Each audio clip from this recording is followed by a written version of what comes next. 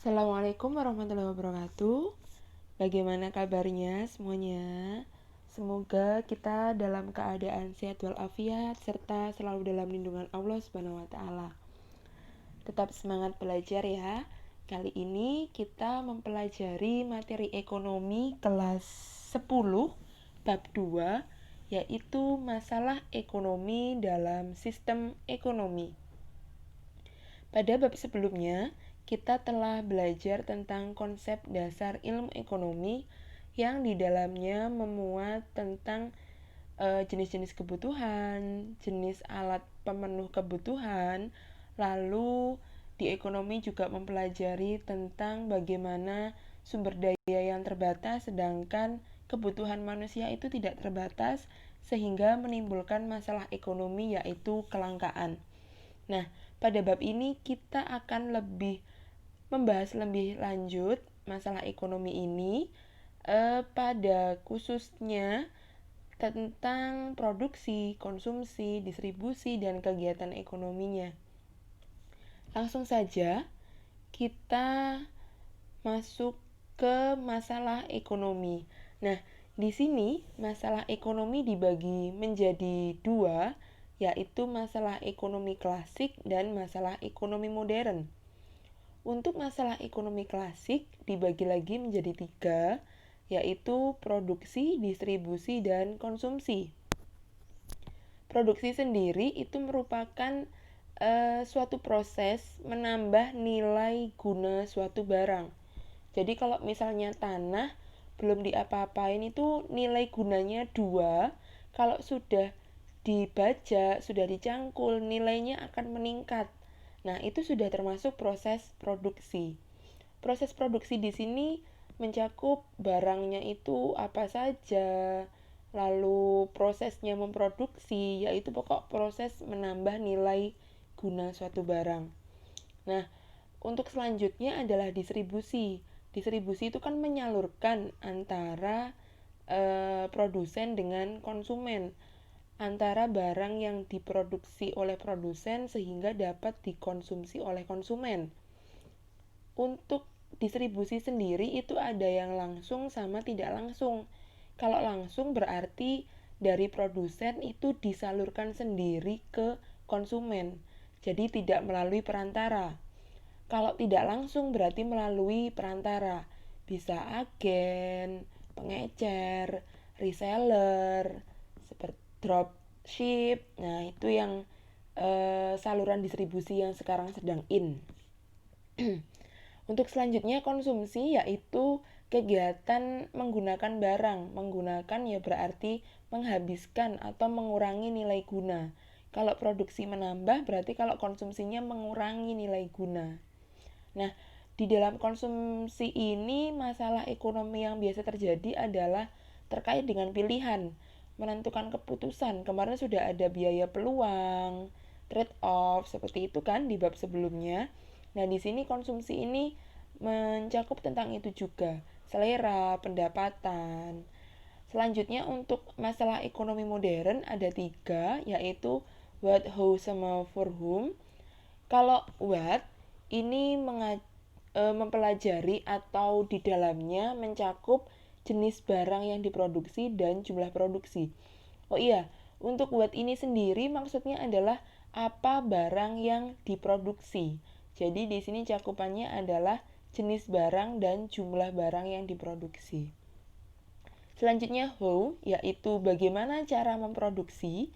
Di sini mencakup tentang cara atau teknik produksi atau metode produksi, yaitu bisa menggunakan teknologi yang canggih atau sederhana, bisa dengan tenaga kerja manusia atau dengan teknologi yang canggih.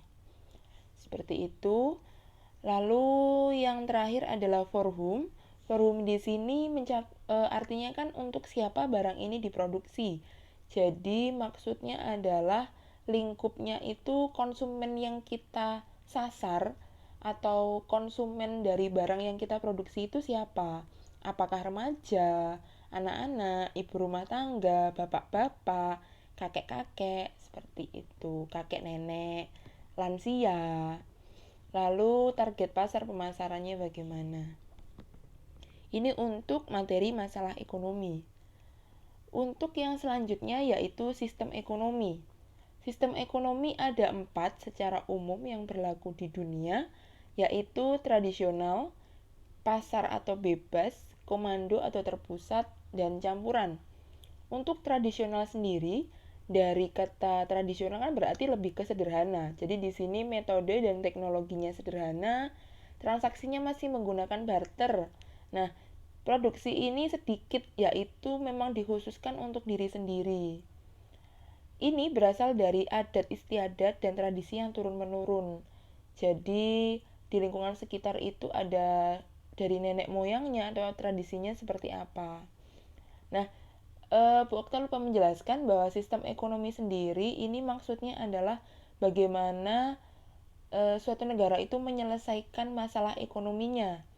Jadi kalau kalian punya masalah, itu kan tiap orang punya cara sendiri-sendiri untuk menyelesaikannya. Nah, di sini dibahas di sistem ekonomi. Yang tradisional tadi sudah Bu Okta jelaskan. Selanjutnya adalah sistem ekonomi pasar atau sistem ekonomi bebas, disebut juga dengan kapitalisme atau liberalisme.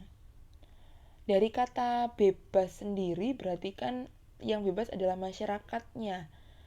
Di sini maksudnya sumber daya ekonomi itu dikuasai oleh masyarakat atau swasta.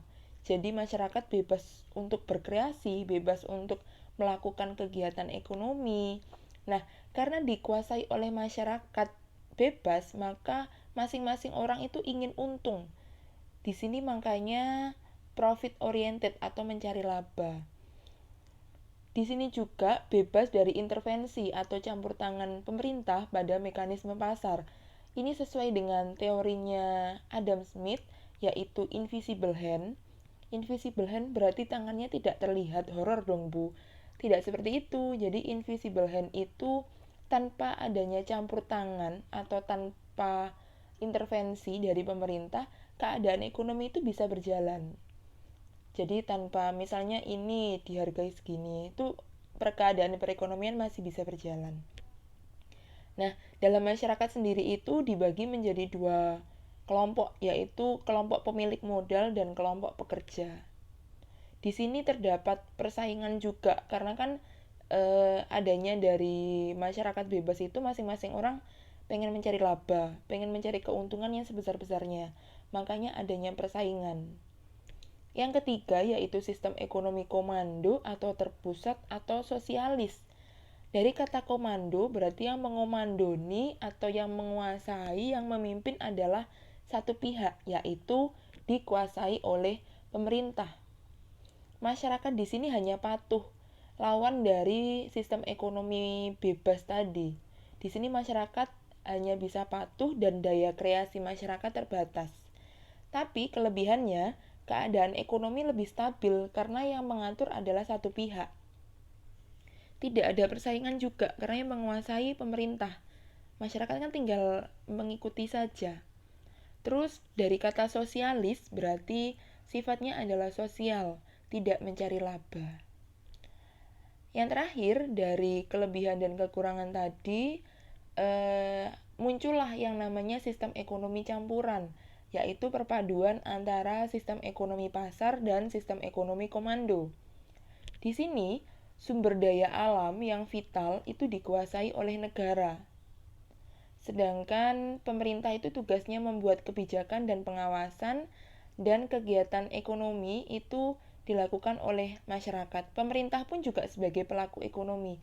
Jadi di sini pemerintah dan masyarakat itu bersama-sama melakukan kegiatan ekonomi. Cuma peran mereka berbeda, lingkupnya berbeda. Dan yang terakhir materinya adalah sistem ekonomi yang berlaku di Indonesia. Sistem ekonomi yang berlaku di Indonesia itu disebut ekonomi Pancasila atau ekonomi kerakyatan atau demokrasi ekonomi. Ini tokohnya adalah Profesor Dr. Mubyarto, beliau adalah dosen UGM. Nah, sistem ekonomi ini berdasarkan kegiatannya pada Undang-Undang Dasar 1945 Pasal 33, yaitu asasnya adalah kekeluargaan, bidangnya atau lembaga keuangannya adalah koperasi sebagai soko guru perekonomian Indonesia dan sumber daya yang vital dikuasai oleh negara. Jadi sistem ekonomi ini lebih ke sistem ekonomi campuran. Demikian untuk materi pada bab masalah ekonomi dalam sistem ekonomi ini. Mohon maaf jika ada salah kata, semoga bermanfaat. Wassalamualaikum warahmatullahi wabarakatuh.